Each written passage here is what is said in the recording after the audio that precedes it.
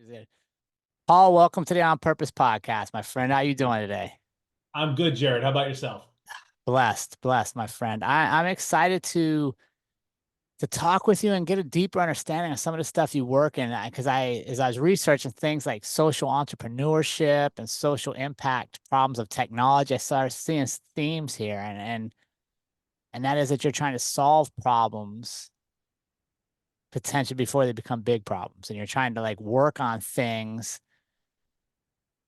and ahead of a curve instead of waiting until we're behind it and then we're reacting. I really was interested in that. I gotta be honest, I had to look up some of those terms. I was like, what the hell does this even mean?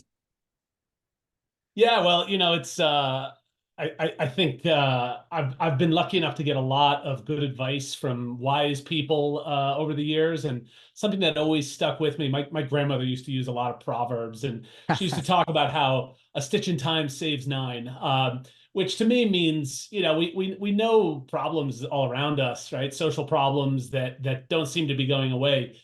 There's no time like the present to fix them, right? The longer you wait, the bigger and more complex those solutions are going to be.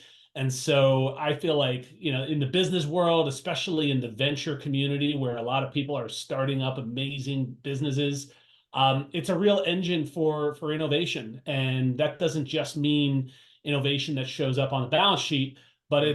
it's people, it's social entrepreneurs who have a desire to make a different kind of impact with all of their work. Yeah, no, I love it. And one of the things that I want to make sure we get to talk to is your thoughts about Gen Z becoming the good problem solving role models. Yeah. And I want to dive into that because I love generational studies, and that's one of the things I really enjoy reading about. But what I don't enjoy is when people just bash generations, right? Like one generation is just, oh, they're this and that and terrible. And instead of looking at like each generation brings their own strengths to the table, and then on the flip side, we bring a weakness. Mm. Um, but I do think that's fascinating, and I want to get to like how they're going to be the role models for problem solving and some of this stuff.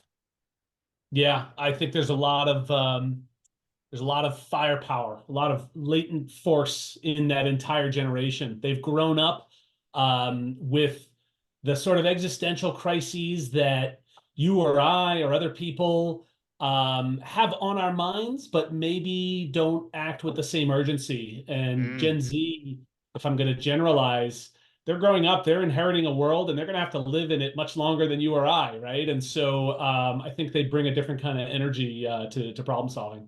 Ah, I love it. All right, before we get too deep into that, I gotta warm you up, Paul. Like this is I gotta know some important stuff about you and get you warmed up before we start hitting this purposeful content. You ready? Let's do it. All right, my friend. First question, coffee or tea? Coffee all the way. I What had to kind? give up coffee for 4 months recently, and I switched to tea. I was very open-minded about it. I said I could do this. Every day I was like, this sucks. I want All right. coffee. Well, are you back on coffee? Everything worked out okay? You could come Coffee. back? What kind of Yes. coffee are you drinking? What's your favorite drink? Uh, I like dark roast. I do French press. I grind it fresh every morning. We also have an espresso machine. So if I get frisky and I do a second coffee, I'll switch to espresso. Awesome. All right, mixed meal, brunch or dinner? Mm. If it's only those two, I go brunch. Brunch. See, I used to be a brunch guy, and the more I ask this question, the more I like dinner. I like a early dinner nowadays. Well, over time we change, and there's something to be said for not having like a huge cinder block in your stomach while you're trying to sleep. So I relate to that. I don't know too, man. Like I hit 50, I'm 51 now, and like they start giving you a discount. In a few more years, I can get discounts if I go to dinner at like 4 o'clock. So maybe I'm just pre-warming up for that. Those savings add up over time. All right. Sun rises or sun sets? Rises. Why? Um, well, I like both of them. I think Yeah. they're both beautiful and inspiring. Um, but when the sun's rising, I actually have the mental energy to pay attention to it. When the sun's setting, there's too much going on. I rarely notice. Yeah, I love it. Yeah. It's funny I just switched up these warm-up questions like a couple episodes ago. And it's funny, the sunrise, sunset. Really, people have kind of deep thoughts on that. So I enjoy that one. All Nice. right. Reading a book or listening to a book? I want to say the former, but reality, it's the latter. I take my dog on long walks. That's how I get my audiobook consumption in. I think, there's a place for both of them, but Yeah. I do more of the latter. Okay. All right. You got to get your mind right. You got something weighing on you. You got to come up with a solution. You go into silence or music. Hmm.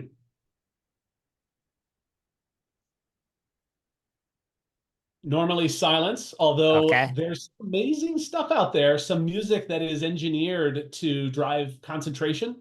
And so I've been experimenting with that some more. How's that been? Awesome.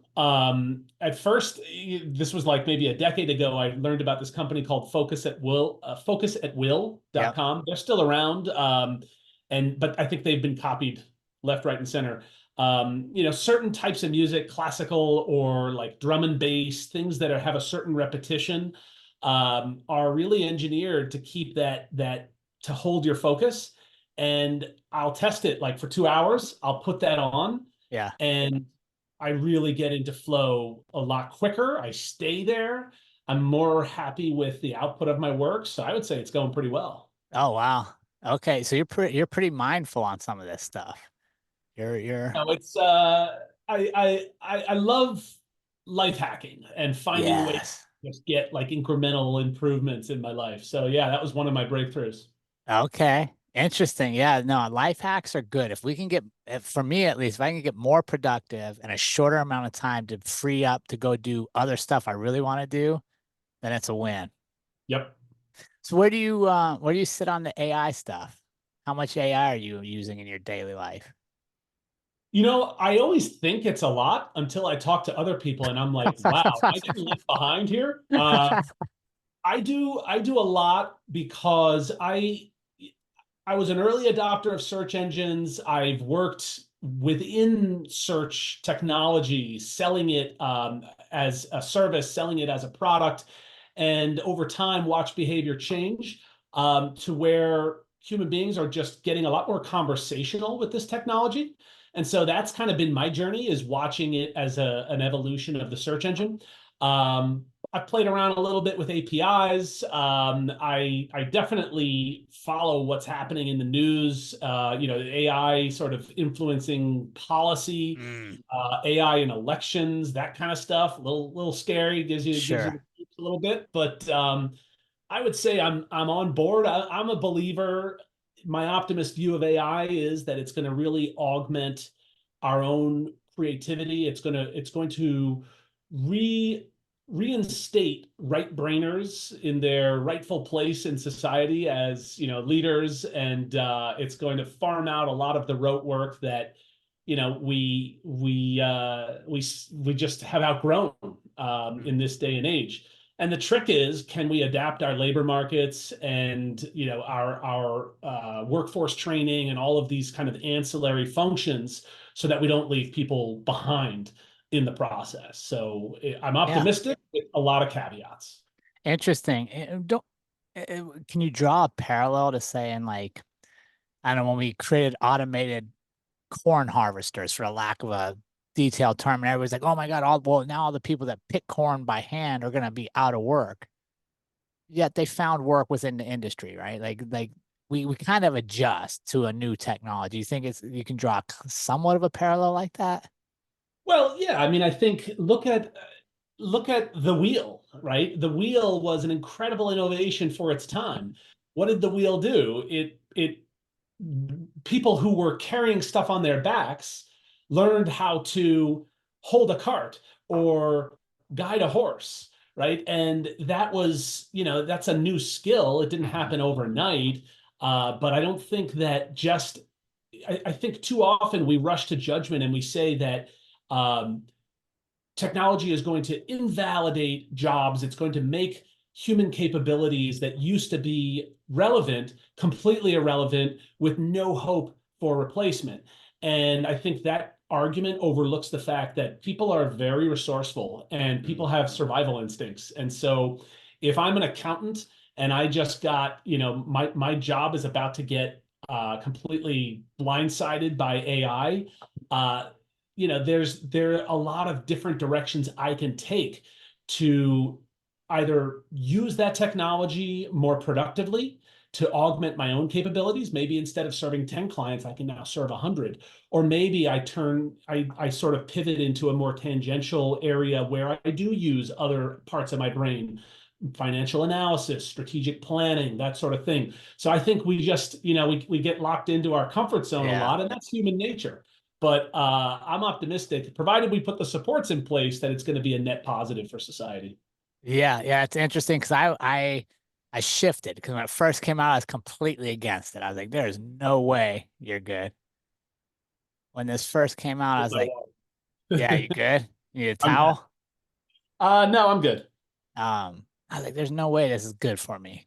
Then I had a conversation with my good friends, and he's like, the only people that AI won't be good for are those that refuse to use AI, right? You refuse to Right. figure out how it. So then I switched, and now AI is huge for the podcast, right? Like when it analyzes episodes for SEO optimization and which parts are going to relate to. I mean, I'm like, okay, that's stuff I don't have to do. Yeah, exactly. So it frees up so I can go hike more. I can go do the human things that I really enjoy doing versus a lot of, like you said, some of the technical stuff that you feel like you've outgrown. That's right. Yeah, interesting. All right. You feeling warmed up there? We even got some AI early in the episode. Absolutely. I So, guarantee it's going to come back. um, so I wanted to start off with one of the statements you sent in your questionnaire when we're getting ready for the show, and that is that you want to be the best example you can for your children. To prepare them for the world and to live up to your best human potential. Talk me, what does that look like to you? And what does that mean? Like, what are you doing to fulfill that? Well, it's always a work in progress, and it will be Yeah, till the day I die.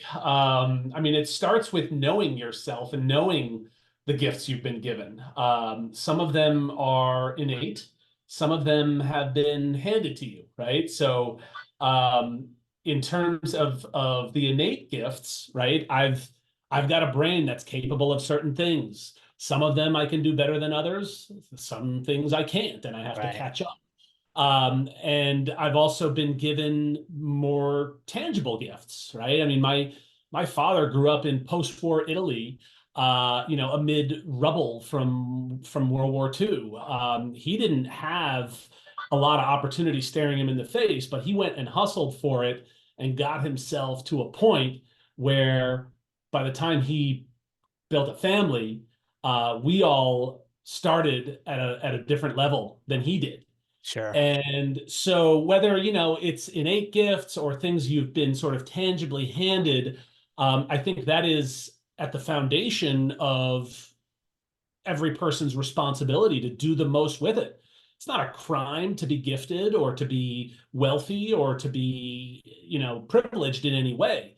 The crime is if we don't Mm, make absolute most of it, because then you look around and you say, God, look at these people hustling here all day, every day who don't have that. How can I look them in the eye, right? yeah. Knowing that I'm not doing my absolute best. Mm, yeah, 100% agree with that. What does preparing your children for the future look like to you? Mm. Uh, that is a daily exercise of introspection because I find that this world is changing so fast. Right? Uh, our very concept of the future is becoming harder and harder to really understand. I mean, just look at the surge of lifestyle changes that come from inventions, modern inventions like the smartphone. 15 Yeah. years ago didn't exist, or 20 years ago didn't exist. And now parenting in the smartphone age, well, that's different. There's no playbook Yeah. for that. The older generation has absolutely no guidance for this generation of how to actually do that. So we have to accept that change is coming fast. We can't anticipate it. But I think it comes from consciousness. So impart on our children and the people around us, even if they're not our children, impart on them a desire to be informed and clued in about what's happening, and to practice their citizenship in a way that is not just taking but also giving, right? So Mm. contributing to dialogue, contributing to progress, and feeling some responsibility and sense of duty to do that. So I mean, those are some of the things, when the kids are young, you try to lead by example. When they're older, you have to prompt them a bit more, but Sure. you can also get a little further.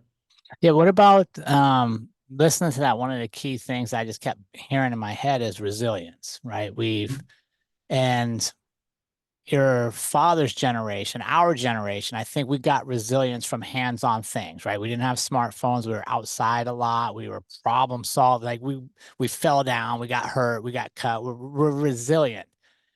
How in an age now where you're right, smartphones run things and there's a lot less at times a lot less human interaction, a lot less just being out and being a kid like I was accustomed to being.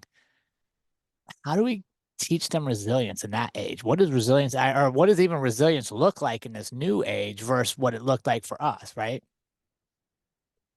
God, I mean, I lay awake at night asking the same question. It's ironic you're asking me for an answer here, Jerrod. But I mean, how do you do it? I think again, it goes back to leading by example, um, right? I mean, showing vulnerability, Mm, um, and getting them to kind of see every every face of daily life. So my kids are 11 and 9 at this point. Um, my wife and I both are a lot less, um, what's the word, guarded with our emotions around like things that are happening in the workplace, in the family. So if something is frustrating us about our work or our careers, just have it out. Just put it out in the open and own it. yeah. Explicit about it. There's no need to tiptoe around it. So I think it's modeling that, and it's also, um, I think, teaching the importance of not rushing to judgment Mm, when we stumble, right? It's very quick. It's very easy to have a kind of knee-jerk reaction to life's challenges. You know, my daughter, she hustles every morning to get out at 7:30 to walk to school with a group. If she misses it, it could have a domino effect on her day. And so sure. at 7:27, when little things are not neatly in place, for that 7:30 departure, she'll sometimes kind of go off the rails, and it's our Yeah. job to take a deep breath. All right, what you're talking about here is like two or three things that we can fix in the next minute. You're really going Mm, to be okay. Take a deep breath. It's not so bad. yeah. Yeah, that's interesting. I love that you're sharing frustrations at workplace and stuff, with the children, because I think, especially as guys, we generationally carried this. Everything's always good. And there's certain things I just don't share with the family because they can't handle it, and you bottle it up. And then we see now. I think at least speaking on my end, my generationally, I'm able to see how that didn't age well for my grandparents or my parents. That keeping everything in and just holding it back. And yeah, maybe sharing is a great way to do so. At least we're processing, we're showing them that not everything's perfect, right? And just because dad goes to work and makes a certain amount of money, or mom goes to work and makes money, we have this house and we have all the things. There's still struggles that go on inside of every human being, and it's okay to talk about them. That's right. Goes back to that vulnerability. Yeah. And that's good. I think that's awesome. You're doing that. And how do you, so you're much more into the tech thing. How do you balance the tech with your kids? Like, talk to me about that. Because I obviously my kids are older, so smartphones were just starting kind of when they were getting of age, and I didn't have near as many worries probably as today's parents do. So how do you balance that? Um, Balance is the pursuit, and I'll say how do I approach achieving balance? First of all, it fundamentally it comes from my wife and I just being in complete lockstep on our values and priorities. Yeah. It helps that a lot of other parents in our community are on the same page. It would help a lot more if all of them were, but beggars can't be choosers. We love where we live here, Right. outside of New York, lovely little suburban town. It's great. We find that there are enough like-minded people that we're not just total, you know, we're not painted as complete monsters by our children just because we limit their screen time. Right. Um, we try to lean into the shades of gray a little bit. So, for example, if they reach their daily allotment of screen time, um, for a well-timed completion of a chore, we're happy to extend the time a little bit. Or for certain content, right? Like my son loves to watch animal videos. He loves wild animals. He's 9 years old. He's got two or three channels that he follows pretty religiously, and he knows a lot about. He's got like an encyclopedic knowledge of all these wild animals and what they do and their habitats and all that. That's wholesome stuff. Right. That's very different from a lot of the other garbage that you can get online. And so we try to reward, or create little micro rewards, with that behavior. And I think it's really important to get on their level. We actually created in our family, we created a virtual currency. So there was a time when Bitcoin was the only virtual currency Yeah. that was mind, and so we came up with Chitcoin, which was our version of that.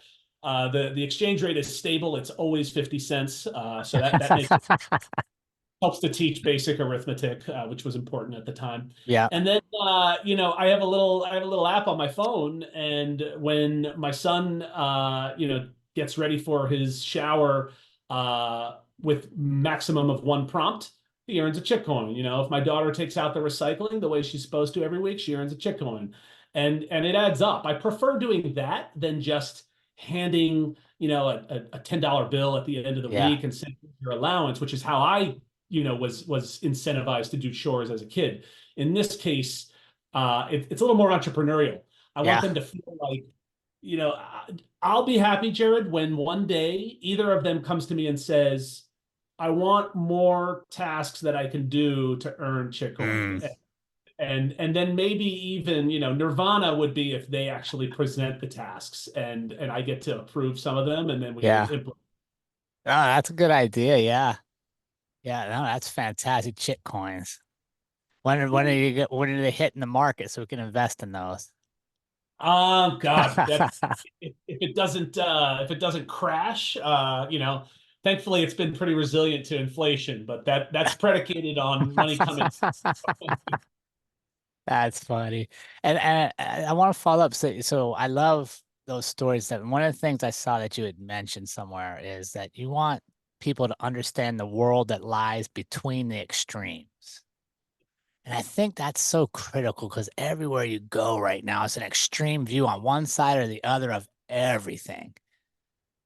How do we how do we get people to, one, I think, recognize the majority of people still think things are in the middle, and that it's okay to have an opinion that things are in the middle without being blasted by either side. Like if you're not on either side, you're not loud enough. How do we get to a point like that? Oh, you're asking the hardball questions. You're a professional, my friend. I'm coming first. I'm trying to learn.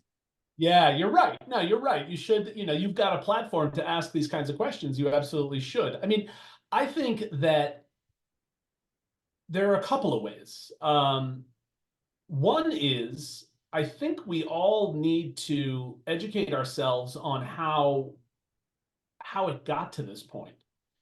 Um, there are a lot of right answers to that question, so I'm not going to pretend like I have the only right answer, or Sure. even that my answer is right. But I'll give you my version, which is I think we underestimate the impact that modern media has had on um, basically manufacturing extremity in our opinions. Yes. So as an undergrad, I studied communications. I learned about how things work in the broadcast world. Uh, and then probably 15 years of my career, I worked in media and advertising where I saw how that all gets commercialized. And that's the dark side of it, is especially when you look at modern technology, you look at all of the, sort of algorithms that dominate the internet. There's your AI. I told you it was coming back, but Yeah. AI, also, I mean, just picking up where all those other technologies have left off. Um, there's no money in the middle, right? Like Mm, if you're in the news media, like it or not, you're part of an engine that has to push people to one side or the other to play them off each other in order to keep people coming back so you can monetize eyeballs. Now, I think it's fantastic that a lot of reputable publications have done their best to try and augment that with alternative revenue models like the New York Times just offering a subscription, and they've managed to grow that year in and year out. It's nothing compared to their ad business, and they're just one outlet among many. But I think that unfortunately, we're living with the effects of a model that has been tuned to push us to one extreme or the other. And I mean, look at the knife edge elections that I think we're going to be stuck with for a long time. There's going to be in the United States, there's going to be 6 to 8 states every year that just determine basically the direction of our economy, our society, and in large part, the direction of the global order. And it's like a few tens of thousands of people times 6 to 8 states. It's crazy what we've created. right. Um, so I think we have to understand that. I think the second piece is we have to bring back some other virtues. And Mm, by that I mean civility. That's really the one that comes to mind for me, because a lot of times when our sort of fight or flight instincts are triggered, what do? We look to make a fist. We look for the biggest weapon we can find at arm's length. And too often, especially in this kind of pseudo-anonymous world of the internet, what used to be just a stick is now like a club yeah. and battering ram. Like we've just found ways to get so nasty with one another. I'm amazed that we've lost a sense of sort of basic decency with strangers. And I think if we were to somehow claw that back and reinstate civility among strangers, I think what we would find is there is room for discourse in the middle where we can hear a point we vehemently disagree with and not hate the person it's coming Mm, from. So how long is it going to take? That's a whole other question, but I think you got to start somewhere. yeah. No, I love it. I think it ties back to one of your earlier answers of growing up with the privileges we have and the security we have and not living in rubble of a post-world war, but a safe environment has allowed people to act in ways they wouldn't act if their survival depended on their neighbor. Right. If we as a community had to come together, and you see it every now and then after a tragedy, right? A community comes together and everybody loves each other for a while, and then when it wears off, we go back. But I also, to your point, think that it's people like you and hopefully like myself that feel a responsibility to earn what we've been given, right? To Mm. to live up to the opportunity that I can be on a beach in Baja, Mexico, and with the modern technology, have conversations with you in New York, and then share these with people around the world to hopefully understand that when you get past all the information coming at you, people are still genuinely nice and they're genuinely willing to talk with you and to learn from you and to teach you and to learn from you. And that's my responsibility, right? In this time with AI and all that is to figure out how do I get this to make people more human again? How do I get this to make people want to go, man, Paul, talk to me about this thing that you're involved in because I don't know anything about it. Yeah. And that's my hope. And maybe I'm naive, right? Maybe I'm naive, and maybe I see the rose-colored half full glass when others see it half empty. But I think that is ultimately where our technology pays dividends, Yeah. and that we can free up time to have more in-depth conversations. Yeah, I think that's always the vision, right? Free up time for ABC, whatever it might be, Right. right? And that's what we told ourselves we would do with the smartphone. It's going to save all this time. And of course, we're just going to take all that free time and we're going to go and plant flowers and stare at clouds Mm. and pick raspberries, right? And that just didn't happen. Unfortunately, the modern world took all that free time and just crammed more stuff down our throats. But I think that every individual can make a decision to do things differently, right? And if you're naive, then so am I. And I think that there's a place for naivete in this world. It's not the vice that maybe it used to be. I think naivete is the new nirvana. Really interesting. Yeah, that's I haven't thought of it that way, but I think Paul, for us being at a certain age where there's probably more life behind us than ahead of us, right? Like I hit 50 and I'm like, okay, the average age of Americans is now I think like 78 or 82 maybe. I don't have time to hate. Mm-hmm. I don't have time to argue about politics that is just so evil. I don't want to spend if I meet you one time, Paul, I want to learn who is Paul. Why did our paths cross right now? And I think that's why the next generation is so powerful as they have lived life much more curious and less conforming to rules that maybe we just accept of this is the way it's supposed to be. I go to college, I get a job, I buy a house, I put up a fence, I never talk to my neighbors, I have a couple kids, I retire, I pass on this wealth to my kids, but did I live? Did Mm-hmm. I write my book? Did I learn to play the ukulele? Like I had never played an instrument until I hit 50. And I was like, I don't know why I don't know how to play music. Like I love music. So I got a ukulele to learn how to play music at 50 because I didn't have the courage to do it when I was younger. Maybe I didn't have the time, whatever the case may be. What do you think on that? Do you think it's because that next generation questions so much more than we did that they're going to be, quite honestly, better problem solvers? Uh, Better. I don't know. Different for sure. I think the world will push them to look at things differently. They're going to have access to information and perspectives that generally generationally we lack, right? Mm. Um, but I think it's also going to come back to role models. So I think, some people like your kids will look at your example and probably admire the fact that you picked up a ukulele halfway through your life. And that might inspire them, to do the same or to at least do something similarly bold. Um, my mother for many years was an English teacher because we lived abroad, and that was a good career for her while having young kids. And then at one point, we get set up back in the United States, and she pursued a degree in nutrition, and that was her career and still is.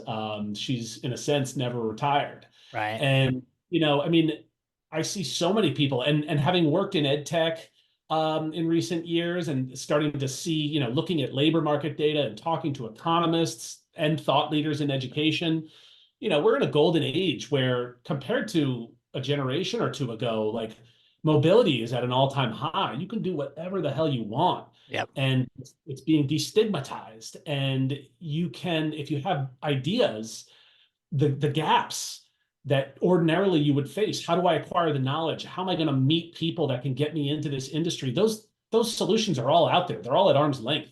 That's the Right. beauty of technology, right? Right.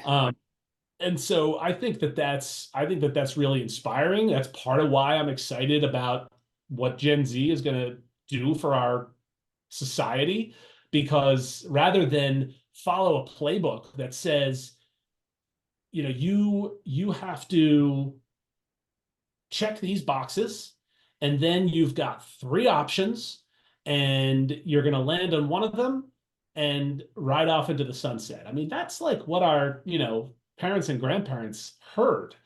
Um, they're going to do whatever the hell they want. They're going to do what makes them happy. And when we're happy, Mhm. we are our best selves. And that means we get the best of our head, the best of our heart.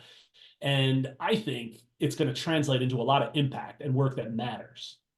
I love it. I 100% agree. And I think, Sherman, do they have a better sense of personal happiness than we previously did?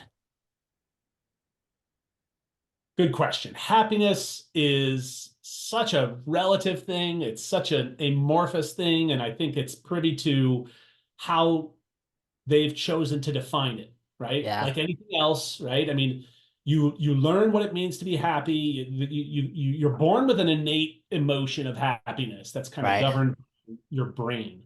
But then over time, that gets augmented by the cues you get from people around you. And if you are raised where people laugh a lot, you'll have one view on happiness. If you're raised in, a stodgier family that's more stoic, it might be different. Neither is wrong, but ultimately it's all relative, and it's kind of intertwined with your value system. I'll say, for all of my optimism about what this young generation that's coming up will bring to the table, um, my experiences with them in the workplace have not always been particularly impressive, because I see a lot of folks, a lot of younger folks, very hung up on pay and on status and on social validation. Right now, is that just the people that were around me? Possibly.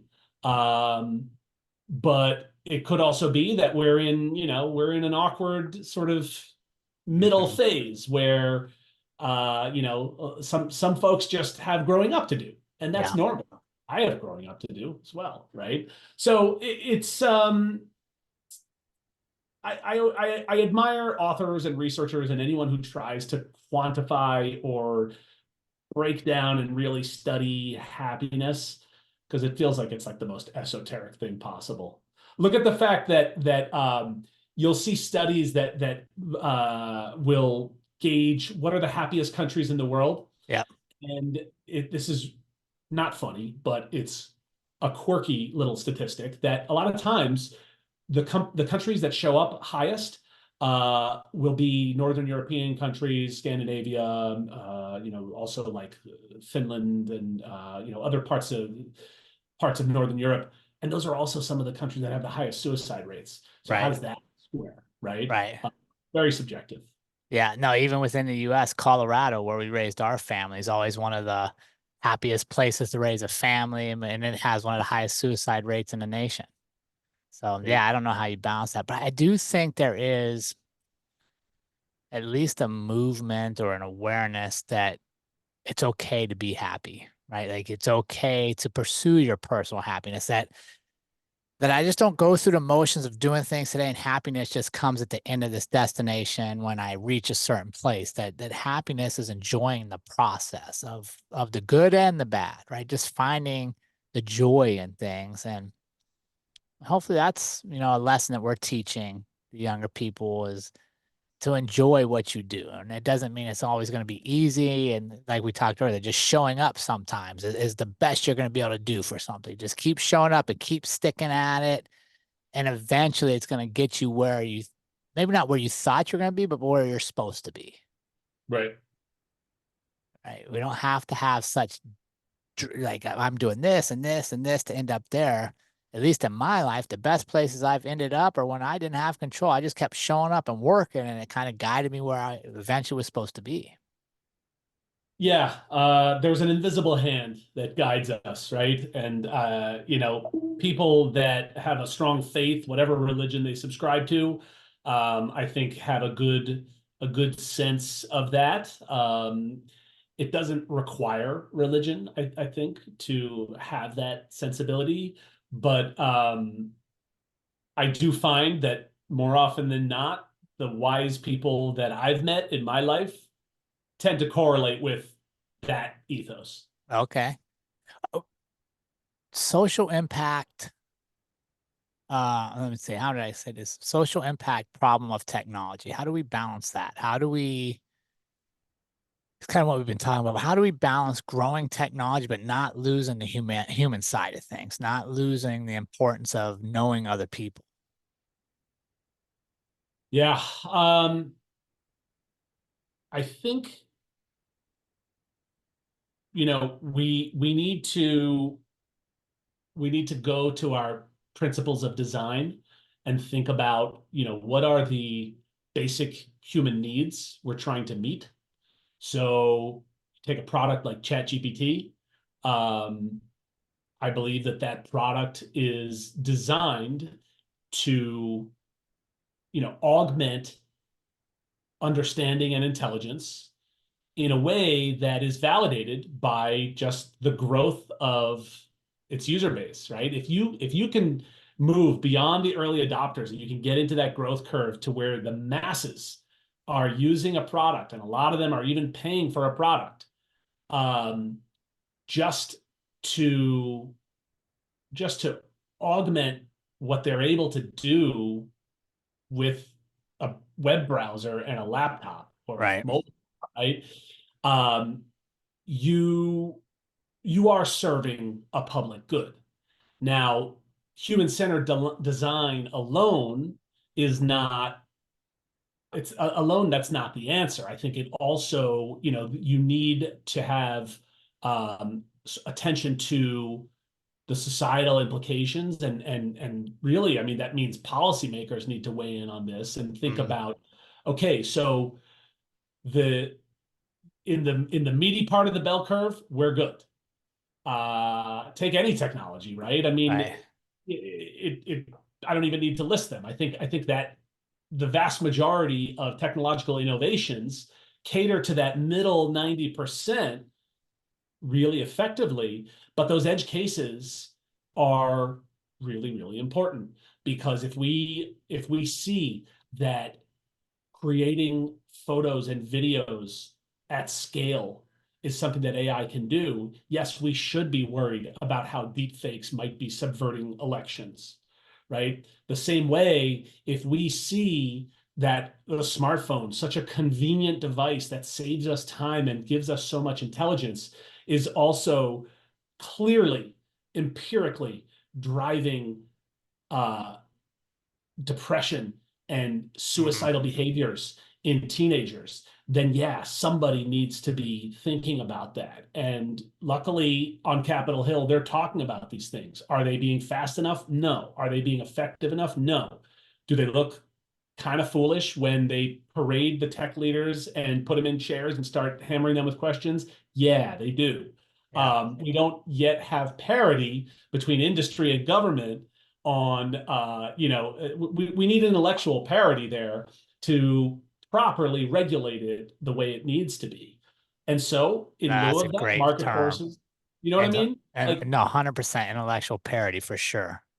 and so in the absence of that intellectual parity, what's happening? Well, market forces take over. And you look at the FANG companies, the big seven that are basically carrying the entire stock market in the United States. They're doing whatever the hell they want because nobody actually knows how to stop them right now. Right. Luckily, it's not all scary, but I used to work at Google. I used to sell YouTube to clients, big nine-figure advertisers. And I have to accept in 2024 that I was part of a machine that was monetizing information and disinformation equally. Um, Mhm. and with disinformation, there's also, sort of all the algorithmic rabbit holes that we Mhm. send people down. There's a lot of evidence of radicalization of people just because they clicked on recommended links, Yeah. right? And so that's part of how I came to pivot my career to say, all right, I've learned a thing or two about my work and about myself, and this is part of why I want to try something new. Nice. How was that pivot for you? Um, a fascinating journey. It didn't all happen at once. Yeah. And you think about a career pivot, there's so many different levers you can pull. The job within the company, the company itself, the industry, not to mention the self that you bring to those jobs. The biggest pivot for me was going from ad tech to ed tech, which is, a cute way of, kind of expressing that transition. But in my mind, it went from monetizing demand, creating demand for products and services where it doesn't already exist. That's the Sure. name of marketing. To in ed tech, effectively, not a lot of people are saying it, but we're trying to save a dying industry because I think that like our venerable education institutions are far too proud to ever admit that they are all sinking ships. Right. And the big ones that have the brand equity and can beat their chests, the only reason they can do that, it's not because they're innovating, it's because they're sitting on these massive, 11-figure endowments. Right. And that shouldn't be forgotten because education is common currency for everybody on this planet. It's how we get by in life. And if we don't stop and think about, especially in the last 40 to 50 years, and I'll speak to the US, we've let our priorities run amok a little bit. And so I think it's time, that's why I felt good about joining the cause and saying, let's use education as a way to connect not just the people that have the pedigree and the network and the funds to get a top tier education, but let's use knowledge, not the format of that knowledge. Let's use the knowledge itself to empower people. And it was really rewarding work. So I never looked back. Okay. And how long have you been doing that now? About 4 years now. Okay. Still feeling good? As if there's a moment where the rug is going to get pulled out. I'm going to realize I'm again, No. crisis of conscience. Um, yeah, I feel good. Yeah. There's the salesman in me, the marketer in me is always looking for more demand. Yeah. If you can tap into existing demand, you don't have to go out and create it, which is really expensive and really tiring.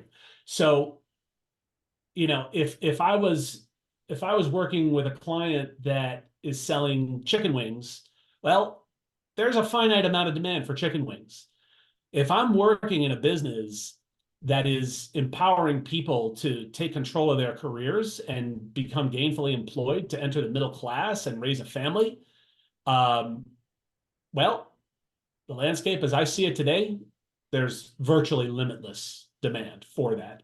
Sadly, the demand is only increasing because more and more people are getting left behind. Yeah. Interesting. What would you coach them on? How do they do that? Like real quick, how do they keep up with the changes going on? Because here's something that I find interesting, Paul, as we travel. So I don't know how much research you did, but we sold all our stuff in Colorado in 2021. And now my wife and I just live in our Airstream traveling around. Our kids are traveling. And it doesn't matter where we've been. I've never heard anybody say housing is affordable. And we've been in like 28 states now. And everywhere we go, the locals tell us the same thing. Oh, it's a great place, but man, we just can't afford to live here anymore. So what do we how do we get people to be able to get back in to that middle class? Um, I think there's a scientific way of looking at it, which is to say, the way economists would look at it, they're going to define parameters. And the research that I've seen suggests that it's been shrinking. And you look at the distribution of wealth, and you would say, Yeah. well, we need to create laws and set policy, and we need to take a long, hard look at our tax policy, capital gains. We need to look at all the loopholes that are exploited by the smartest people, the wealthiest people, to just get wealthier. Um, that that's a band-aid. I mean, that is looking at the speedometer without considering what's in the engine, right? So Mm, I think that we need to part of it is a personal dialogue that we all have to have with ourselves around what's meaningful, right? mm, And I mean, sometimes like in parts of the greater New York area, I'll be driving through a neighborhood where the houses are really run down, and you can see that the services are not adequate, right? Cracking sidewalks and yellow grass and not a grocery store around. But then you see, the parking lot to an apartment building, and there's all these Mercedes and Land Rovers, and it's just like, well, what are you spending your money Right. on? Right? Now, who am I to judge what a person I Right. don't know spends their money on? But I think we've allowed ourselves to take conspicuous consumption to this really grotesque level where it's like the human need that we fill by speaking with our wallet has gotten way out of hand. So financial literacy is an important piece of that, right? Not just the common sense of like what's truly a need in this world and what's a want, Mm. but also the financial literacy to say, you know, you just got your paycheck. Like the proverbial, like, don't take your paycheck to the bar before you get home to your family, right? Um, I think there's a lot of, just sort of what's the word I'm looking for? Kind of psychosocial aspects that we need to really revisit. And pop culture is a part of that too. Look at the themes that we Yeah. celebrate in pop culture. I mean, that's what people aspire to. So I've thrown out like 4 or 5 ideas. I bet if you really got me going, I could throw out another dozen. Yeah. Probably not the most coherent answer. It takes, I'm not a No. philosopher. You need a philosopher. Yeah, I don't know. I think we need people just like you that have common sense ideas, and we all started our houses, right? I think that's one of the, I don't say downside right now, but our focus tends to be external a lot when I think it should be internal, right? We focus externally for this person to solve a problem, or oh, if this guy wins the election and my life's fixed, or if this guy wins, my life's doomed. Yep. And instead of going inside, right? And most of our issues, most of our concerns are best addressed by us. Yep. I'm a, And go ahead. well, I just to build on that, I think it's because we've lost touch with ourselves that we find ourselves in this position, right? How often do we stop and think and pause and reflect, right? It's like when you're stopped at a red light. It's a classic use case anyone can relate to, right? People just whip out their phone. What could I consume in the next 15 seconds to make these 15 seconds as productive as possible? Right. Now, those 15 seconds, like pausing and just watching a bird hang out on an electric cable, right? Like Yeah. that clears your mind. That opens up a new thinking. Like it's just we've lost that. We've lost touch with ourselves. To your point. Yeah, I agree. Paul, it's been an honor having you on the show, my friend. Where can our community stay in touch with you and help support the work you're doing? Well, I'm active on LinkedIn. I believe I'm the only Paul Burani around. There's another guy in France. I don't think he's on LinkedIn.